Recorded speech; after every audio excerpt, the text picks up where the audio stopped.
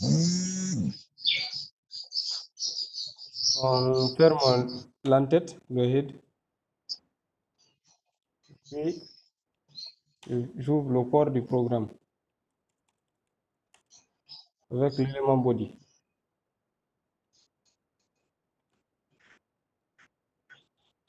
Dans le corps du programme, je vous ai dit la semaine passée que on pouvait coder en JavaScript à trois endroits de notre page, de notre programme HTML. On pouvait le mettre dans l'entête, on peut le mettre dans le corps et on peut le mettre dans un fichier séparé qui va prendre pour extension .html, .js, pardon. Maintenant, aujourd'hui, moi, je vais faire mon cours. La plupart de mes cours seront de mes codes JavaScript se feront dans le body. OK? Donc, je vais fermer d'abord le corps, un body, pour ne pas oublier, et je ferme HTML.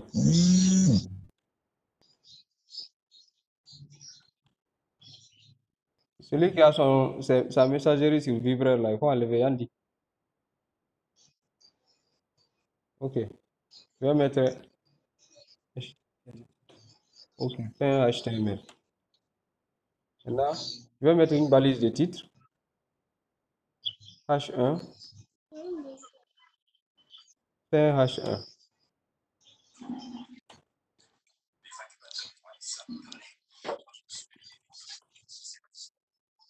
H1, H1. Maintenant, ici, j'ouvre l'élément script, OK? C'est dans le script que je vais déclarer toutes les variables. C'est que. Mais rien. Yarso, tu es venu en retard, tu veux te plaindre. Il faut couper ton micro.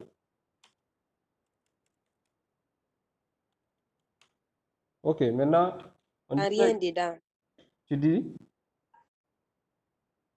Allô? OK. Je disais, la semaine passée, on avait commencé le cours sur les variables. Maintenant, on avait dit qu'une variable, c'est un emplacement mémoire. C'est comme si c'était un magasin. Par exemple, les gens qui sont au marché, ils ont des magasins. C'est dans ces magasins qu'on vient mettre leur dépôt. OK, comment je vais dire ça? Leur provision. Maintenant, la provision là, par exemple, aujourd'hui, ils peuvent aller au port, ils font sortir les conteneurs. Ils viennent mettre les marchandises dans le magasin. OK? Demain, ils viennent faire sortir un peu. Après demain, ils font sortir un peu. Dans une semaine encore, ils viennent, ils augmentent. Donc, ça varie. Le contenu du magasin n'est pas constant. Ça varie, ça varie, ça varie, ça varie. Donc, une variable, c'est un peu comme ça. C'est un emplacement mémoire dont le contenu peut changer au cours de l'exécution d'un programme. OK? Donc, pour déclarer une variable, on commence toujours par le mot-clé var. On commence par le mot-clé var en HTML. Pardon, pas en JS. Je suis habitué au mot HTML. Var suivi du nom de la variable. Par exemple, nous, notre variable ici, on va prendre x. X. Je vais dire par exemple x égale à 25. OK? Donc, on a déclaré notre première variable. Je vous ai dit le cours passé que la syntaxe d'un programme JS se termine toujours par un point virgule. Toute instruction JavaScript se termine toujours par un point virgule. Donc, je mets point virgule. Si vous ne mettez pas point virgule, ça veut dire que votre instruction n'est pas terminée.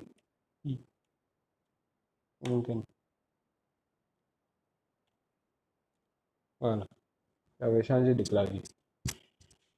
Je vais déclarer une seconde variable aussi que je vais appeler x majuscule. X en majuscule. S'il y a des questions, écrivez-moi. X en majuscule. Donc, pourquoi j'ai saisi X en majuscule, c'est pour vous montrer que le JavaScript est sensible à la casse. C'est-à-dire, quand on dit qu'un langage est sensible à la casse, ça veut dire qu'il y a une différence entre la minuscule, les caractères minuscules et les caractères majuscules. Ok? Donc, quand vous saisissez A majuscule et A minuscule, il dit que c'est totalement différent.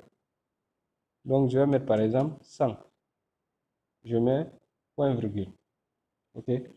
Donc, vous allez retenir que une variable se déclare par le mot-clé var, suivi du nom de la variable, d'un signe d'égalité et de la valeur qui peut être stockée dans cette variable. Ici, nous avons stocké des nombres dans nos variables petit x et grand X. Maintenant, on peut déclarer plusieurs variables en même temps. OK? Donc, on va prendre un exemple de déclaration de plusieurs variables en même temps en utilisant une seule fois le mot-clé var. Je prends par exemple prénom, variable prénom. Prénom, je mets égal. Les premières variables que nous avons déclarées étaient de type number. Lorsque vous déclarez les variables de type number, vous n'utilisez pas d'apostrophe ni de guillemets. Les nombres n'ont pas d'apostrophe ni de guillemets. Mais lorsque vous déclarez des variables de type chaîne de caractères,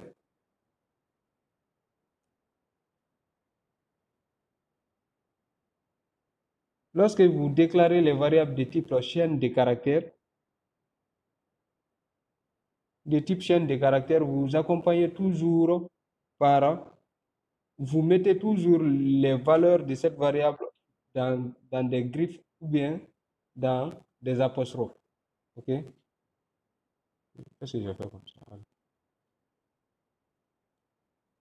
Donc, je mets le nom, le prénom. Et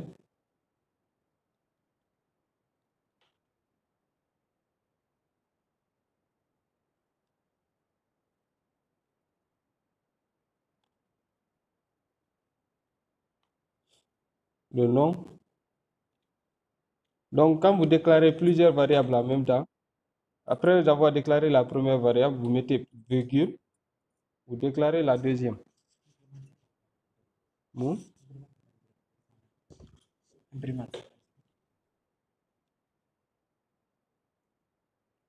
Je mets le nom égal, toujours les griffes. Je mets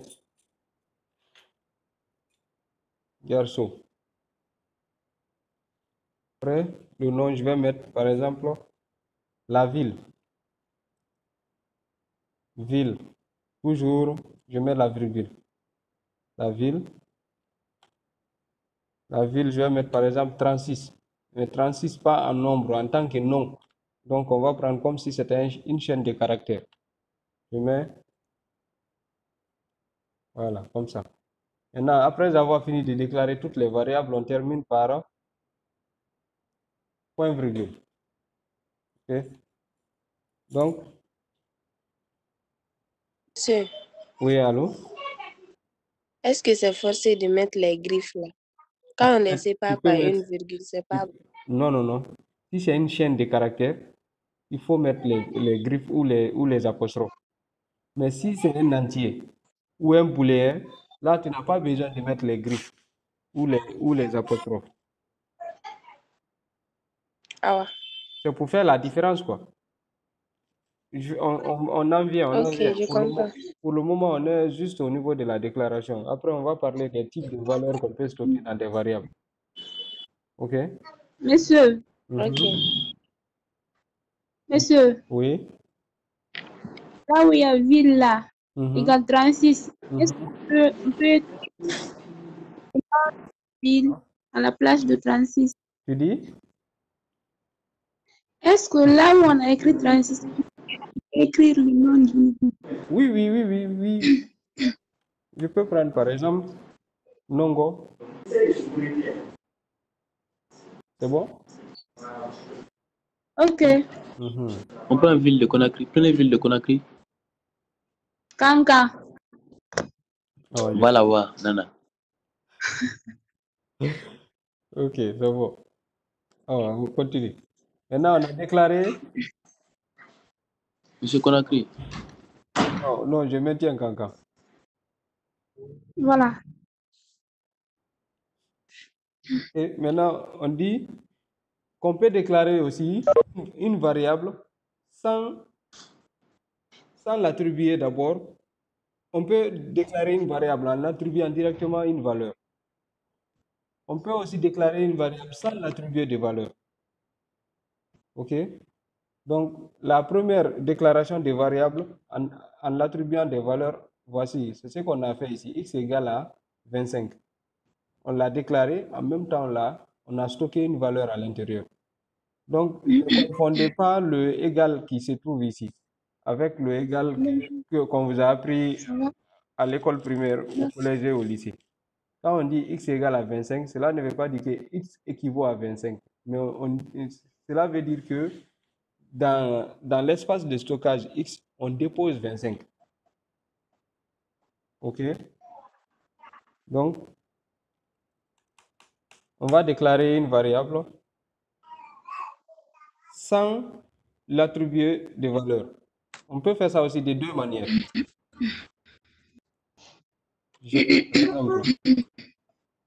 Par exemple, var poids. Le poids, je peux mettre point virgule. OK? Ça, c'est une première méthode. Maintenant, après, je mets ici le nom de la variable maintenant, poids. Je dis égal, par exemple, à 72 kg. 72, point virgule. Ça, c'est ma première déclaration de variable sans attribution de valeur. Vous déclarez la variable sans lui attribuer une valeur. En même temps, vous appelez la variable et puis cette fois-ci, vous écrivez le nom de la variable en bas et puis vous l'attribuez une valeur. Euh, ça peut être très différent même de la déclaration de la variable. Vous savez, quand vous écrivez, vous pouvez écrire plusieurs lignes. Après, la variable que vous avez déclarée en haut, vous l'utilisez en bas. En bas, par exemple, il y a plus de 20 lignes entre l'utilisation de la variable et la déclaration de la variable. OK? Donc, on peut considérer qu'il y a un espace grand comme ça. L'espace qui se trouve ici, là, il y a beaucoup d'écriture. Donc, en bas de votre programme, vous utilisez le nom que vous avez déclaré en haut ici. OK? Maintenant, dans ce nom-là, le nom qu'on a déclaré en haut, poids, dans ce poids-là, maintenant, on stocke 72. Donc, imaginez que ça soit comme ça, quoi.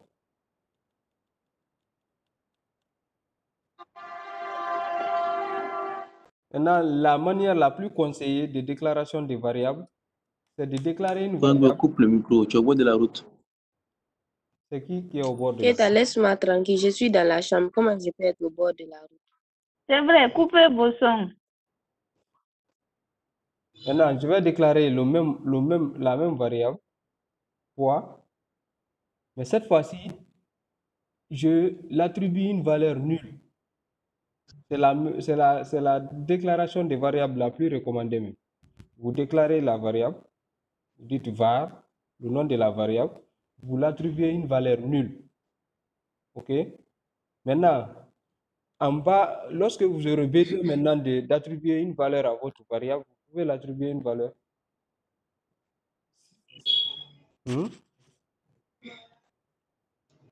Là-bas, on met pas égal. Poids égal, pardon, j'avais oublié. Égal, point virgule.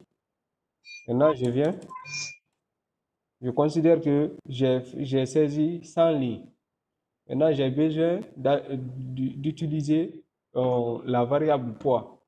Et je dois stocker une valeur dans cette variable. Donc, je mets ici poids égale cette fois-ci. Maintenant, je l'attribue une valeur. C'est quelqu'un qui est très gros, hein.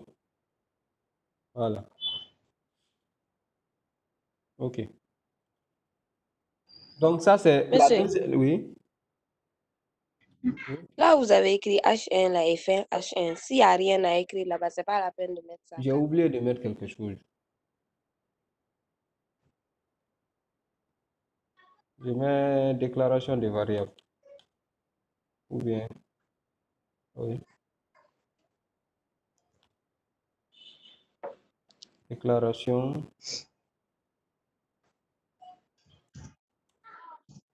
des variables.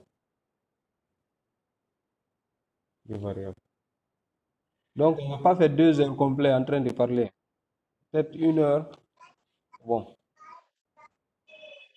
Ok. Donc, je disais, la méthode la plus recommandée de déclaration des variables, c'est la dernière que je viens de faire là. On déclare une variable, on l'attribue, on l'assigne une valeur nulle. Après, maintenant, au cours de votre programme là-bas, vous pouvez l'attribuer une valeur positive maintenant ou négative, ça dépend. Maintenant, ça, ce sont les types de déclaration des variables. Maintenant, on va voir les types de valeurs qu'on peut stocker dans une variable. OK?